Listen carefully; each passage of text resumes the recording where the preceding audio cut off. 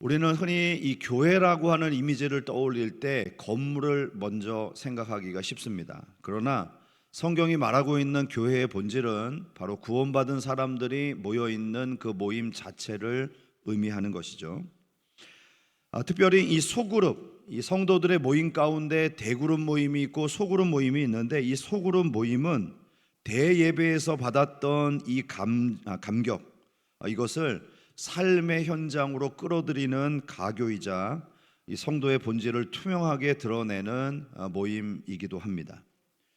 자, 그러나 우리는 전적으로 부패한 인간의 본성을 가진 죄인들이잖아요. 그러니까 쉽게 말하면 죄인들이 모여 있는 거죠. 죄인들이 모여서 오늘 대그룹 예배도 드리고, 죄인들이 모여서 소그룹 모임도 하는 거예요. 아무리 은혜를 받아도 이 소그룹에 모여서 앉아 있으면 나도 모르게 내 자아가 튀어나오고 타인의 허물이 보이기 마련입니다. 오늘 본문은 이러한 한계를 가진 우리가 어떻게 이 공동체를 이루어 잘 유지할 수 있는가, 그 영적인 청사진을 제시하고 있는 본문이죠. 우리 셀 모임이 회복해야 될 세 가지 이 하늘 성품, 그것이 무엇인지 한번 오늘 가슴 깊이 새기는 소중한 시간이 되었으면 좋겠습니다. 가장 먼저 우리가 하늘 성품을 세워가는 공동체를 만들기 위해서는 한번 따라하겠습니다. 자기 의의 옷을 벗고 그리스도의 성품을 옷 입어야 합니다. 12절 말씀을 보실까요? 그러므로 너희는 하나님이 택하사 거룩하고 사랑받는 자처럼 긍휼과 자비와 겸손과 온유와 오래 참음을 옷 입고, 여기 옷 입으라고 하는 표현이 나오죠. 이 표현이 너무 중요한데요, 이 옷이라는 것은 사실 그 사람의 정체성을 나타냅니다. 제가 주일이니까 양복을 입고 강단에 섰죠. 그렇죠? 근데 제가 오늘 티셔츠를 입고 대회에 올라왔다 그러면 어떻게 하실래요? 아마 이런 분도 있을 거예요. 목사님이 양복을 안 입고 너무 편안한 복장을 입었다고 막 이렇게 얘기하시는 분들이 있을지 모르겠어요. 그래서 우리는 정해진 복장을 항상 입게 됩니다. 교복을 입은 사람은요, 공부하는 학생이에요. 군복을 입은 사람은 나라를 지키는 군인이에요. 각 기관마다 정복들이 있잖아요. 소방관이 입는 정복, 경찰관이 입는 정복, 또 뭐 나라의 어떤 기관에서 입는 정복들이 있단 말이에요. 그것은 바로 이 사람이 어디에 속해 있는가를 보여주는 정체성이란 말입니다. 우리는 본래 죄의 누더기 옷을 입고 있었어요.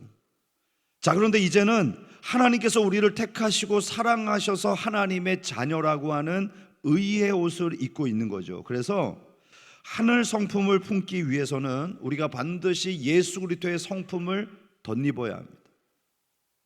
셀 모임 안에서 우리가 경계해야 될 가장 무서운 적은요, 자기의입니다. 나는 저 사람보다 더 헌신해, 나는 저 사람보다 성경을 더 많이 읽어, 뭐 이런 마음들, 이것은 사실 공동체를 세우는 마음이 아니라 파괴하는 마음이죠. 대신에 우리는 긍휼과 자비와 겸손과 온유와 오래 참음이라고 하는 그리스도의 성품을 덧입어야 합니다. 다시 말합니다. 내가 이걸 나타내는 것이 아니라 덧입는 거예요. 하나님의 성품을 덧입음으로 그 모양을 나타내는 것입니다. 특별히 우리가 이런 공동체를 세워가는 데 있어서 꼭 필요한 마음이 이 용서라고 하는 덕목이죠. 공동체 안에서 관계를 맺다 보면 불만이 생기기도 합니다. 그리고 실수함으로 문제가 발생합니다. 그런데 이게 놀랍게도요, 서로 서먹서먹하고 관계가 멀 때는 안 그러다가 어느 정도 친해졌다고 생각될 때 이런 상황들이 더 구체화된다는 거예요. 그래서 바울이 오늘 13절에 이렇게 권면하죠. 누가 누구에게 불만이 있거든. 이 말은 뭐죠? 지금 골로새 교인들 안에 불만이 있는 사람들이 많은 거예요. 저 집사님을 보니까 마음에 안 들어. 저 장로님은 정말 본의 안 돼. 저 권사님은 별로 나한테 안 좋은 말만 하고 정말 기분 나빠. 내가 공동체 안에 계속 있어야 돼. 뭐 이런 생각들을 갖는 사람들이 있다는 거예요. 누가 누구에게 불만이 있거든. 서로 용납하여 피차 용서하되 주께서 너희를 용서하신 것 같이 너희도 그리하고. 용서는 선택이 아니라는 것입니다. 1만 달란트 빚진 자가 탕감을 받았던 것을 기억하는 것처럼 나 또한 누군가를 용서해주고 탕감해주는 것이 마땅한 의무라는 것입니다. 내 의의를 주장하는 셀 모임은 정죄의 장소가 되지만 예수님의 성품을 입은 셀 모임은 치유의 안식처가 됩니다. 과연 우리의 모임이 누군가를 세워주고 치유하고 위로하는 그런 공동체가 되었는가? 오늘 이 말씀에 비추어 생각을 하면서 우리 그리스도의 성품이 확연하게 나타나는 우리 공동체를 세워가는 우리 모두가 되었으면 좋겠습니다. 두 번째로 우리가 기억할 것은요, 따라합시다. 내 감정이 아닌 그리스도의 평강이 주관해야 합니다. 15절입니다. 그리스도의 평강이 너희 마음을 주장하게 하라. 너희는 평강을 위하여 한 몸으로 부르심을 받았나니 너희는 또한 감사하는 자가 되라. 여기서 이 주장하게 하라는 말은요, 심판관 역할을 하게 하라는 거예요. 심판관 역할을 하게.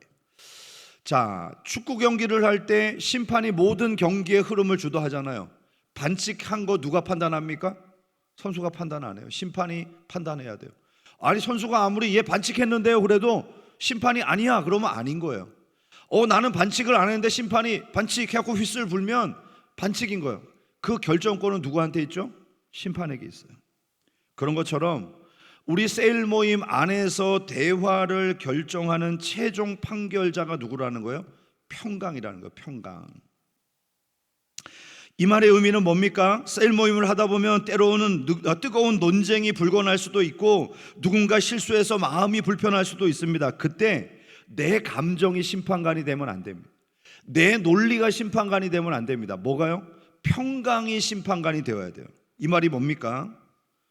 내가 하고 있는 이 말이 공동체의 평안을 무너뜨리고 있지는 않은지, 내가 하는 이 말이 공동체 안에서 서로를 세워주는 덕을 세우는 말인지, 정말 이 모든 대화의 결정권이 평강에게 있는가를 살펴보라는 거예요.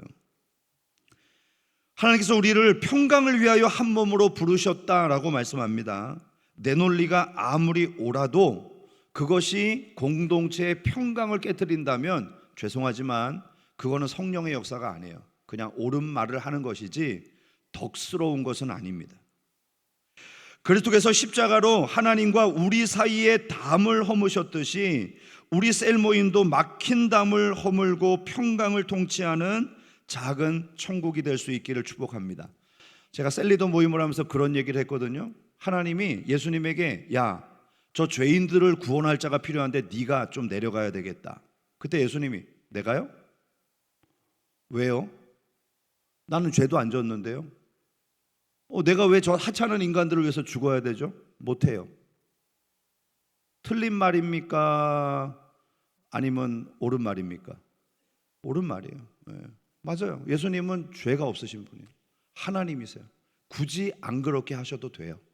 그러나 우리의 평강을 위해서, 우리의 죄사함을 위해서 예수님은 헌신하셨단 말이에요. 그러니까 우리 공동체 안에서 한번 따라할까요? 옳은 말보다 덕을 세우는 말을, 내 주장보다 평안을 만드는 말을 합시다.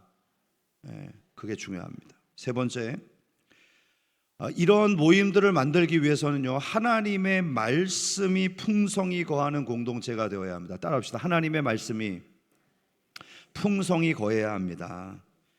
16절 말씀인데요, 그리스도의 말씀이 너희 속에 풍성히 거하여 모든 지혜로 피차 가르치며 권면하고 시와 찬송과 신령한 노래를 부르며 감사하는 마음으로 하나님을 찬양하고.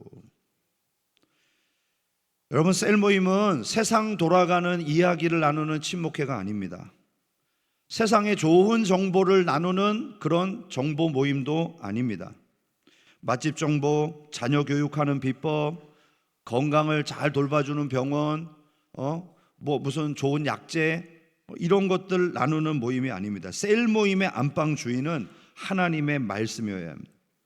말씀으로 시작해서 말씀으로 마무리가 되어야죠.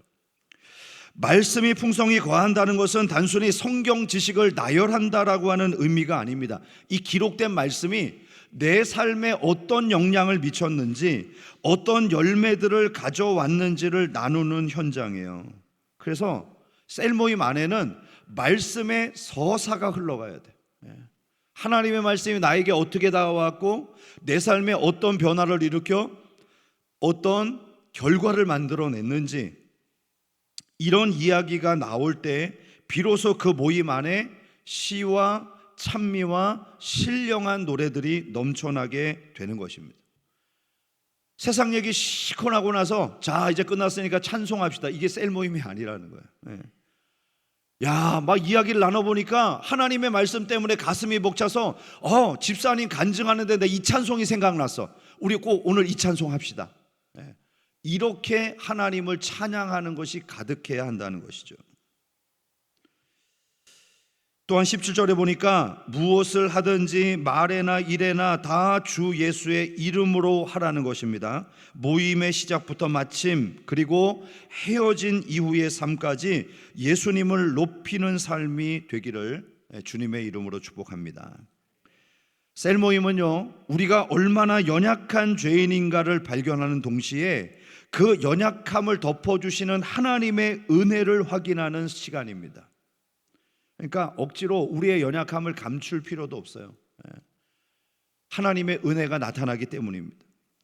오늘 우리의 셀 모임이 하늘의 성품으로 빚어지는 거룩한 용광로가 되어서 상처 입은 영혼이 있다면 회복이 되고, 또 예수 그리스도의 놀라운 숨결을 통해서 다시 한번 은혜의 자리로 나아가는 기적이 일어날 수 있기를 주님의 이름으로 축복합니다.